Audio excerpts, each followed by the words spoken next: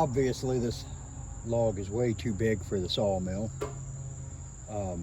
as far as the diameter of it, but I'm hoping I can get it on there. I'm gonna have to move it back this way to the right just a couple of inches, hopefully, so that I'm on at least 2 bunks. And then I'm just gonna start whittling this thing down. I do know the center part in here, about to the big hole there, is rotted. So why am I cutting it? Just because. There's no real reason. I'm 100% going to slice this log just to see what it looks like on the inside. No other reason. It might have some good color. If it does, after I slab it up, I would have to cut it off back behind this hole, just because this is completely rotted out. I know that is from here to there is completely rotted. This tree was in my neighbor's yard. It was still standing, but it's been topped for years. It's been nothing but the trunk. It's been standing about 50 feet in the air. And anyway, I've got all the different sections out there in the driveway, and I think I could get some wood out of the other pieces, some slabs or something for signs.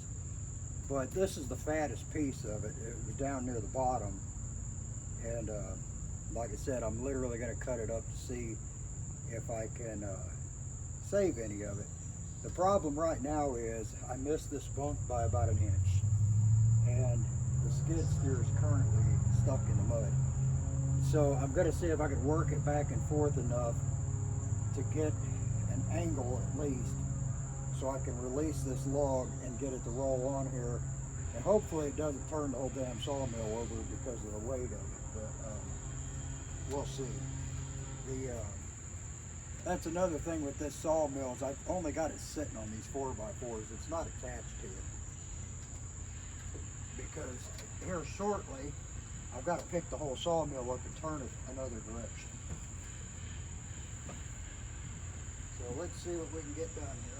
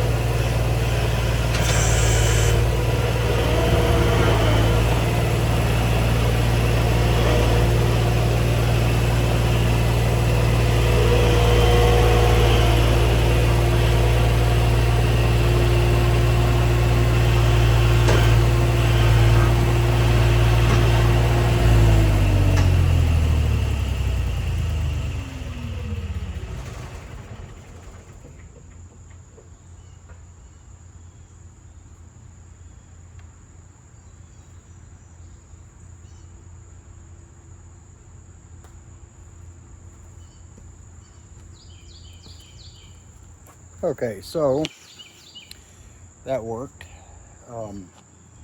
As you can see, it's on the mill. I'll come back a little bit later on and reposition it, of course, because of course it can't be touched like this. So we've been getting rain every day, a little bit sometimes, a lot other times. This has not been good for the yard. I wasn't doing too bad. I was bringing logs back here, dropping them off, but when I put this on and just tried to turn this sideways, damn, did that make a mess. The thing is, now I have to unhook the grapple from the skid steer and slap the forks on it, because I dumped the dump truck full of logs out there in the driveway, and I need to get as many of those back here as I can, because I've got way too many in the driveway already.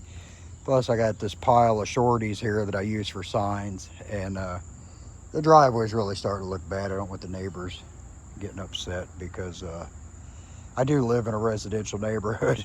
So that's my plan. I'm gonna pause this for a moment and then I'll be back.